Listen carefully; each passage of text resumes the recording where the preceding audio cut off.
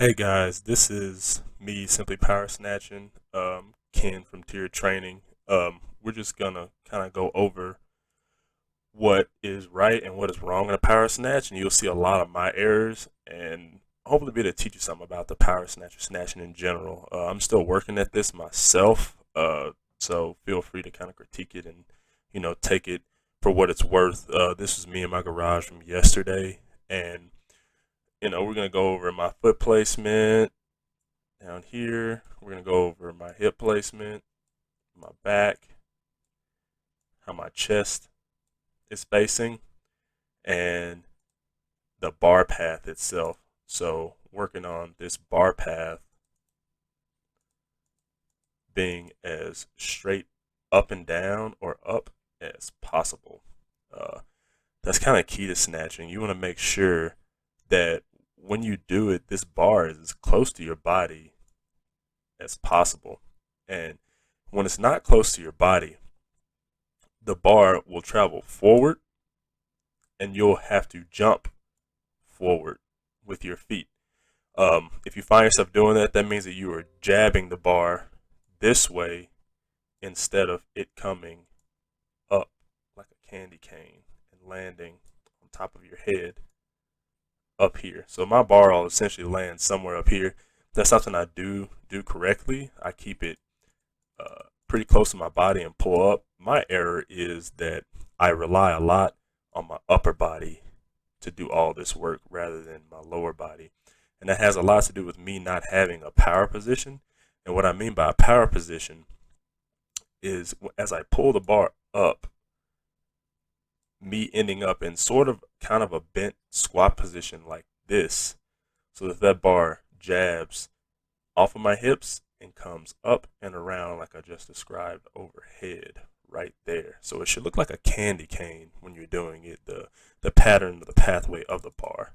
So let's kind of get into it and play this video a little bit and see what happens. So here, one really good thing that I do is set up correctly. So I'm looking up here. So I have a speaker system up here at the top,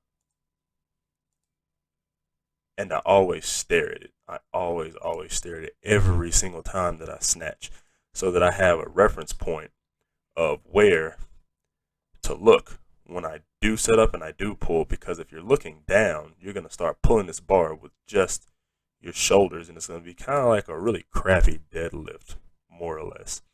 So let's kind of get into it and see where I go from here. So here I'm set up, I'm pulling, and here's what I mean by power position. So that bar has made contact with my waist. I guarantee you that it is in my high pocket, and it's resting there. But one thing is, look how close this bar is to my body. It's extremely close. It never comes out at all. It always stays close. So what I mean by a power position is this angle here, where the knees or the femur and the calf meet.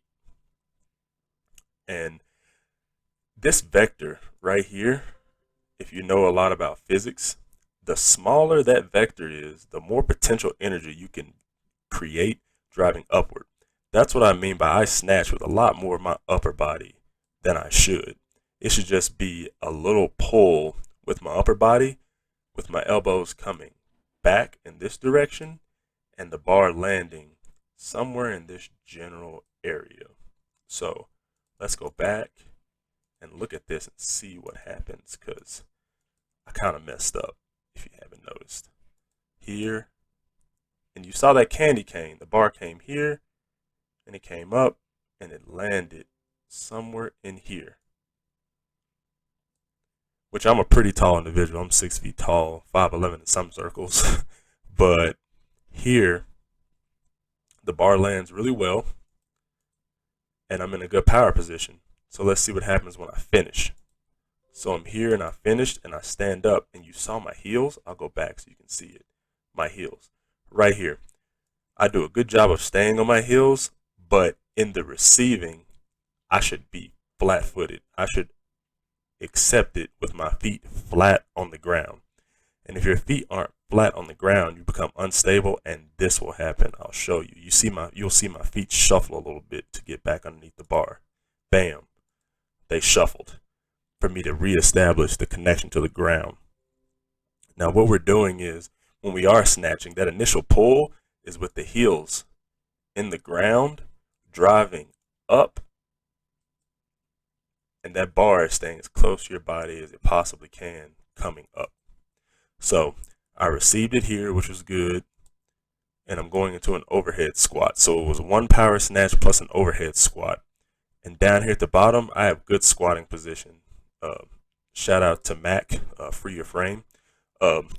He helped me with my hips, open them up a little bit, and now I can actually get to the bottom of my squat, which you can see my feet, my knees are tracking with my feet. So my knees are tracking right in front of my toes, and my legs, my hips or my knees are pushing outward. They're pushing two different directions. And that right there is what we have when you do an overhead squat correctly. That knee pushing out creates more tension and recruits more muscle fibers, so you can actually stand that bar up. You'll see me stand up in my overhead squat, and it's fairly easy for me to stand up at that point. So here, and I stand up, and I'm up, and I'm good. So let's go back to the beginning. I'm here.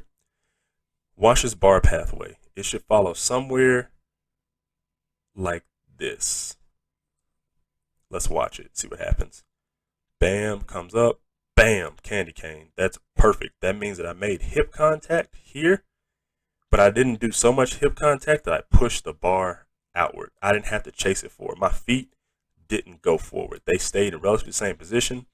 And another thing about my feet is they don't jump out. So I'm trying to train myself to jump my feet outward instead of keeping them stuck in the same place. The reason for this is when your feet jump out, you create a more stable base. It's kind of like looking at a triangle. So let's think about what a triangle looks like, or what your body looks like in a snatch or an overhead squat.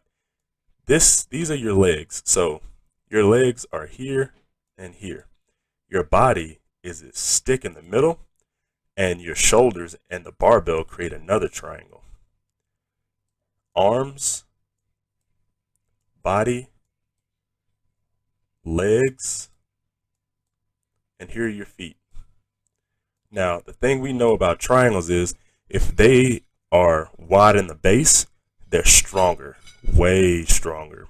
And if this right here is kind of counterintuitive to your legs and your feet, if your arms are close to the bar, that means that your shoulders are activated in here, and that bar is more stable when it gets overhead. So triangles are the strongest shapes found in nature. And what I want you to realize is that the Egyptians built the pyramids for a reason in a triangle, because they're super strong. They're still here today. So always fight to get that big base in the bottom of that triangle, and a narrower base or narrower grip, as narrow as you can go here, because unlike the hips, the shoulders have a lot of muscle tissue that cross, and they go in layers like this. So traps, then your scap, then subscap is under here. And the closer you can get those things together, bunched up, the stronger they are. So let's go back and watch the finish for the overhead squat. We finished. I had to reshuffle my feet. I stand up, and I'm complete with that rep. That's all I got for you guys today. If you have any supplemental questions, please get in the group chat and talk about them. Ask as many questions as possible. I'll be trying to do one of these videos once each day or twice each day to make sure you guys understand what is happening and good proper mechanics for snatching or for clean and jerking. The thing I want you to focus on is finding that power position, which is here. So this is a better view of my power position. That vector is a little kind of small, but I should honestly have my knees way more in front of my feet than they are now, so that I have the potential energy to drive upward. That's all I got for you guys. Take it easy. Have an awesome day.